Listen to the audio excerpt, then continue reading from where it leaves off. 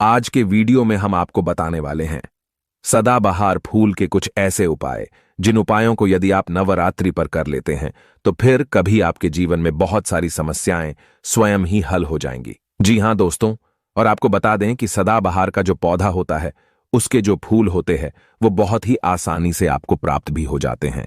और इसी के साथ आपको बता दें कि वनस्पति शास्त्र का सबसे महत्वपूर्ण पौधा माना गया है ये चमत्कारी पौधा। जी हां दोस्तों, सदाबहार का पौधा माता वैष्णो को अति प्रिय है। नवरात्रों में माता की चौकी पर अवश्य रखा जाता है। इसके कई दिव्य प्रयोग हैं।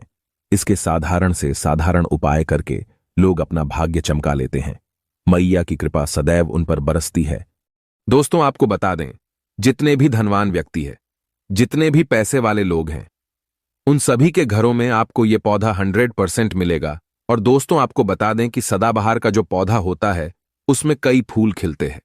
इसी के साथ आपको बता दें कि सदाबहार का जो पौधा होता है वो बहुत आसानी से उग जाता है और इसे कहीं पर भी आप बहुत आसानी के साथ उगा सकते हैं। दोस्तों आपको बता दें, सबसे बड़ी बात कि ये जो सदाबहार के रंग बिरंगे फूल है ना, ये आपकी किस्मत को बदल देंगे, आपकी किस्मत को रातों रात चमका देंगे। जी हां दोस्तों, जिस तरह से ये रंग बिरंगे फूल होते हैं और जैसे यह रंग बिरंगे कलर के होते हैं उसी तरह से ये तुम्हारी जिंदगी में भी रंग बिरंगे रंग भर देंगे। दोस्तों आप एक बार इस पौधे के उपाय को जरूर आजमा कर देखें और इसके लाभ भी आप स्वयं देख लेंगे। अगर आप भी अपने जीवन में बहुत मेहनत करते हैं, बहुत प्रयास कर रहे हैं जिंदगी में सफल होने का, मगर सफल नहीं हो पा रहे हैं, बार बार आपको असफलता का मुंह देखना पड़ रहा है, आप बार बार निराश हो रहे हैं, तब तो आपको यह उपाय जरूर ही कर लेना चाहिए। अगर कोई व्यक्ति कोई अपना व्यापार शुरू करता है, कोई काम शुरू करता है और अगर उसे उसमें नुकसान होने लगे और उसका वो व्यापार ना चले तो व्यक्ति बहुत परेशान हो जाता है और वो सोचने लगता है कि अब इस व्यापार को मैं बंद ही कर देता हूं। अब इस काम को करने से कोई फायदा नहीं है, जब इस काम से मुझे कोई मुनाफा ही नहीं हो रहा है, मेरी आर्थिक स्थिति अच्छी हो ही नहीं पा रही है। फिर व्यक्ति परेशान होकर सोचता है कि चलो हटाओ, रहने दो, इस काम को अब हम हटा देते हैं, बंद कर देते हैं, कोई दूसरा काम कर लेते हैं। और इसी तरह से व्यक्ति काम भी बदलते रहते हैं, बहुत कोशिश करते हैं, लेकिन उसके बावजूद उनको सफलता प्राप्त नहीं हो पाती है।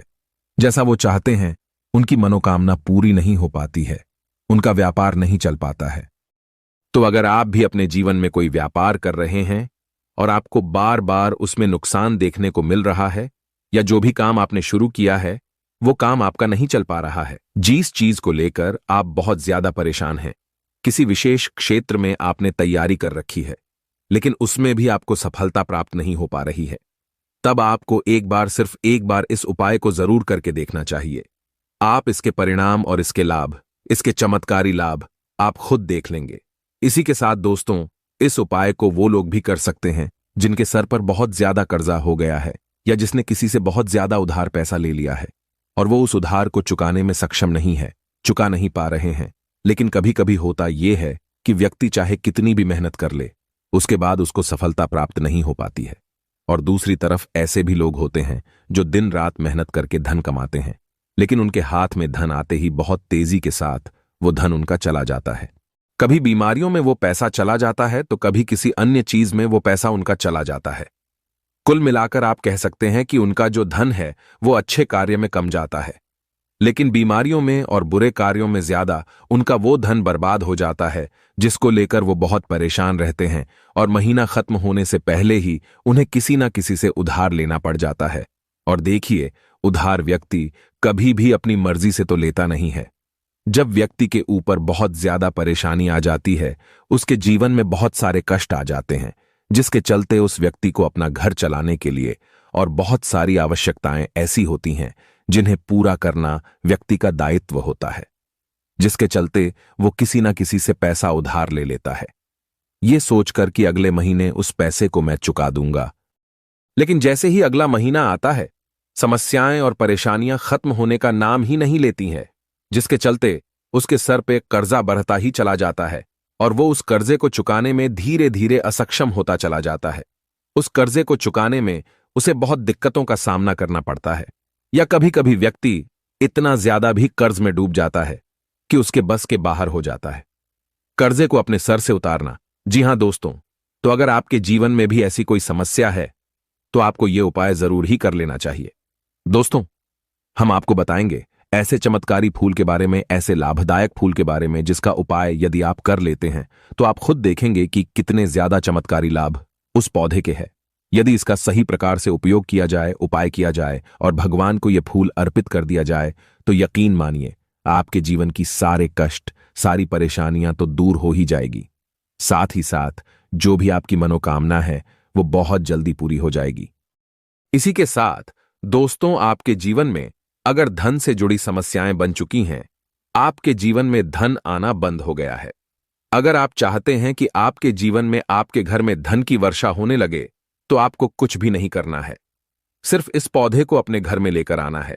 और जब आप इस पौधे को अपने घर में लेकर आएंगे, अपने घर में लगाएंगे, तो ये खुद ही धन को खींचकर आपके घर में ले आएगा। दोस्तों, इस उपाय को करने के बाद जब भी आप जो काम करेंगे ना, उसमें आपको सफलता प्राप्त होगी।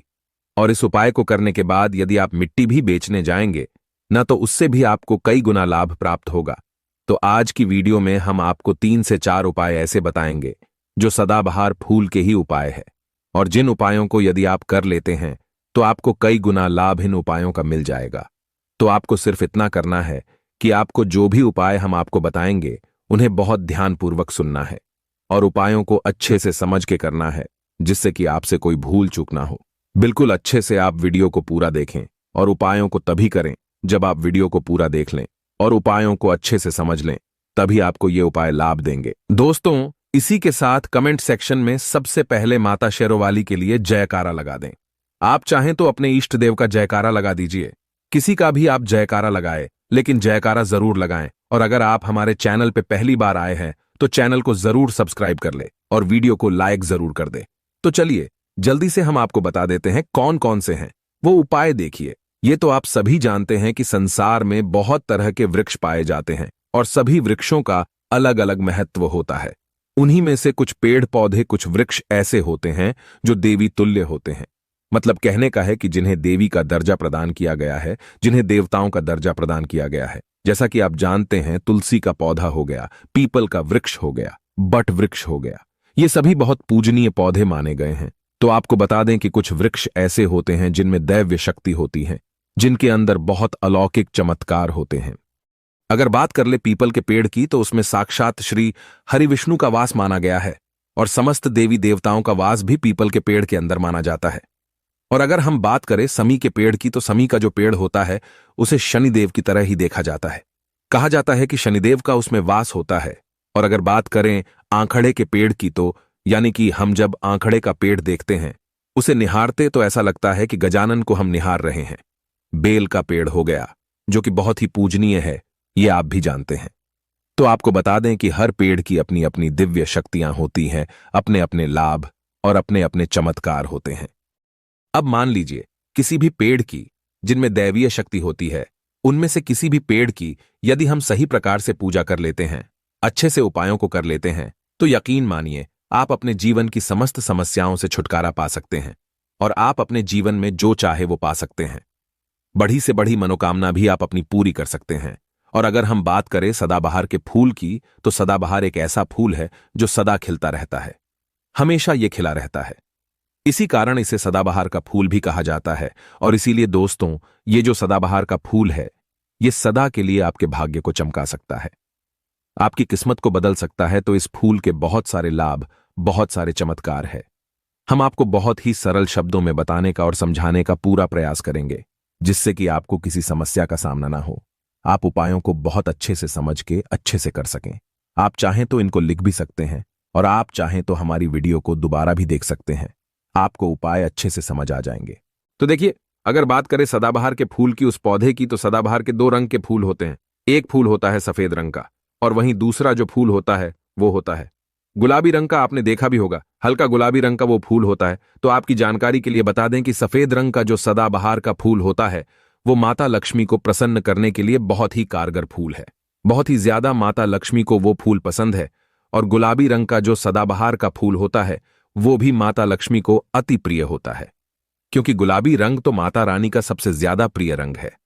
तो जब आप सदाबहार के इन फूलों का कोई उपाय करते हैं, तो इसका मतलब है कि धन खींचने की चाबी आपने अपने पास रख ली है। धन खींचने का पौधा अब आपने अपने घर पर लगा लिया है।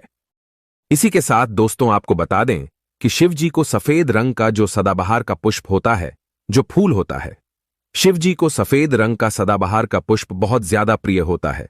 यदि आप इस सफेद रंग के पुष्प को शिव जी को अर्पित करते हैं तो आपके जीवन की बहुत सारी समस्याओं से आपको छुटकारा मिल जाएगा और आपके जीवन में जो भी राहु केतु का दोष है वो भी पूरी तरह से समाप्त हो जाएगा। तो जब भी आप इस सफेद रंग के पुष्प को शिव जी को अर्पित करें या माता रानी को अर्पित करें तो आप अपनी मनोकामना बोल दें। आपकी कैसी भी मनोकामना है वो जरूर पूरी हो जाएगी। और यदि आप इस सफेद रंग के पुष्प को शिव जी को अर्पित करते हैं तो शनिदेव भी आपसे बहुत प्रसन्न होते हैं। अगर आपके पास सदाबहार के पुष्प है, आपके घर में कोई पौधा लगा है तो बहुत अच्छा है। लेकिन अगर आपके घर में सदाबहार का फूल नहीं है, पौधा नहीं है, तो आपको अपने आसपास ये बहुत ही आसानी से प्राप्त हो जाएंगे। वहां से भी आप इन फूलों को ले सकते हैं। तो चलिए, सबसे पहला उपाय हम आपको बता देते हैं कि आपको सफेद रंग के सदाबहार के पुष्प लेने हैं और किस दिन इस उपाय को करना है। आपको यह उपाय करना है शुक्रवार के दिन। तो दोस्तों आपको सफेद रंग के पुष्प तोड़कर लाना है और उनसे ही आपको उपाय करना है। तो उपाय आप कैसे करेंगे, इस चीज को भी आप अच्छे से समझ लीजिए। तो देखिए, आपको सूर्यास्त होने से पहले पहले फूलों को तोड़कर लाना है। तो आपको कितने फूल तोड़कर लाने हैं? या तो आपको 27 फूल तोड़कर लाने हैं और या फिर आपको 21 फूल तोड़कर लानी है। अगर आप 27 फूल तोड़ते हैं तो उसका उपाय अलग है, और यदि आप 21 फूल तोड़कर लेकर आते हैं तो उसका उपाय अलग है। लेकिन हम आपको बताएंगे, तो इसलिए वीडियो में अच्छे से बने रहे और उपायों को अच्छे से समझें। तो अगर आप 27 फूल तोड़कर लाए हैं सफेद रंग के, ठीक है ना, सदाबहार के 27 फूल सफेद रंग के यदि आप तोड़कर लेकर आए हैं, जब आप 27 फूल सफेद रंग के सदाबहार के तोड़कर ले आएंगे, उसके बाद आपको अपने घर के मंदिर के पास आना है और आपको लेना है एक दिया और लंबी बाती का आपको एक दीपक जलाना है। दीपक आप घी का जला सकते हैं। उसके बाद आपको एक लाल रंग का छोटा सा कपड़ा लेना है और लाल कपड़ा वहां मंदिर में आपको बिछा देना है। अब आपको मौली के धागे से लपेटकर इन फूलों की माला बना लेनी है। तो आपने जो 27 फूलों की माला बनाई है, उस माला को आपको माता लक्ष्मी को अर्पित करना है, उनको पहनाना है।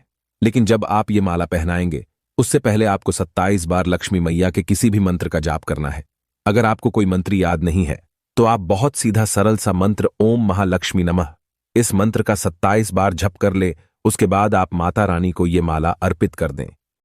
उसके बाद आपको माता रानी को कुमकुम या हल्दी का तिलक लगाना है और उसके बाद आपको महालक्ष्मी चालीसा का पाठ भी करना है और फिर उसके बाद आपको माता रानी की आरती करनी है। इस बात का ध्यान रहे कि जब आप चालीसा कर लेंगे, उसके बाद आपने जो लाल कपड़ा लिया है उस पर आपको हल्दी से एक स्वास्तिक बनाना है और उस लाल कपड़े पर आपको जो स्वास्तिक आपने बनाया है, उस स्वास्तिक के ऊपर यदि आपने 21 फूलों की माला माता रानी को अर्पित करी है तो 21 चावल के दाने आपको उस स्वास्तिक पे रखने हैं। और अगर 27 फूलों की माला आपने माता रानी को अर्पित की है तो 27 ही चावल के दाने आपको उस स्वास्तिक पर रखने हैं। लेकिन ध्यान रहे कि चावल बिल्कुल भी टूटा फूटा खंडित नहीं होना चाहिए। और जब आप चावल स्वास्तिक पर डालेंगे तब भी आपको ओम महालक्ष्मी नमः का जप भी करना है। इसके साथ ही साथ अब जो माला आपने माता रानी को अर्पित की थी, वही माला आपको इस स्वास्तिक के ऊपर रख देनी है। अब इसके बाद आपको माता रानी के मंदिर से सिंदूर लेकर आना है और आप चाहे तो घर का सिंदूर भी रख सकते हैं। अब आपने जो माला रखी है, उस लाल कपड़े पे उस माला पर आपको वो सिंदूर छिड़क देना है। अब इसके बाद आपको उस लाल कपड़े की पोटली बना देनी है और इसके बाद दोस्तों आपको उस पोटली को उसी दिन, ठीक है ना, शुक्रवार के ही दिन रात्रि के समय में उस पोटली को रख देना है अपने धन रखने वाले स्थान पर, अपनी तिजोरी में। दोस्तों आपको बता दें, यह उपाय आपको रात्रि के समय करीब 8 बजे के आसपास आपको करना है। वैसे तो आप सूर्यास्त के बाद कभी भी इस उपाय को कर सकते, मगर आप 8 से 9 के बीच करते हैं तो बहुत ही उत्तम रहेगा। अगर आप 21 माला का उपाय यह कर रहे हैं तो आपको यह उपाय लगातार 5 शुक्रवार को करना है। मतलब एक शुक्रवार कर लिया, फिर उसके बाद दूसरे शुक्रवार कर लिया, तीसरे कर लिया, चौथे कर लिया, 5वें लगातार जो शुक्रवार पढ़ेंगे, 5 शुक्रवार तक आपको लगातार इस उपाय को करना है। और यदि आप 27 फूलों वाला उपाय कर रहे हैं तो आपको लगातार 4 शुक्रवार करना है। तो देखिए, उपाय चाहे आप 4 शुक्रवार कर रहे हैं या 5 शुक्रवार कर रहे हैं, आप इस बात का ध्यान रखें कि आपको अलग अलग पोटली नहीं बनानी है। आपने जो सबसे पहली पोटली बनाई है उसी पोटली को आपको लेना है। माला तो आपको हर बार नई लेनी है। चावल भी आपको हर बार नहीं लेने हैं, लेकिन उसी पोटली के अंदर आपको उन सारी चीजों को रखते चले जाना है। अब देखिए पांचवा, जो शुक्रवार होगा, चाहे 5 शुक्रवार आप ये उपाय कर रहे हैं या 4 शुक्रवार कर रहे हैं, तो जो 5वां शुक्रवार होगा, उस 5वें शुक्रवार को आपको इस पोटली को लेना है और आपके घर में जहां पर भी मिट्टी हो, मान लीजिए आपके घर में कहीं पर भी मिट्टी है, तो वहां पर आपको इसको मिट्टी में दबा देना है। और अगर मान लो आपके घर में मिट्टी कहीं पर भी नहीं है, पूरी जगह पर आपका फर्श है, तब आपके घर में गमला तो जरूर होगा, तो आप इसे गमले में दबा दीजिए। और आप इस चीज का पूरा ध्यान रखें कि आपको पोटली को पूरी तरीके से नहीं दबाना है। आपने पोटली के अंदर जो माला रखी थी, जो चावल रखे थे, उन चीजों को आपको मिट्टी के अंदर डालना है। कपड़े को आपको मिट्टी के अंदर नहीं डालना है। जो लाल कपड़ा लिया है उसको आपको नहीं डालना है। तो दोस्तों, ये उपाय बहुत आसान है, बहुत ज्यादा कठिन उपाय नहीं है।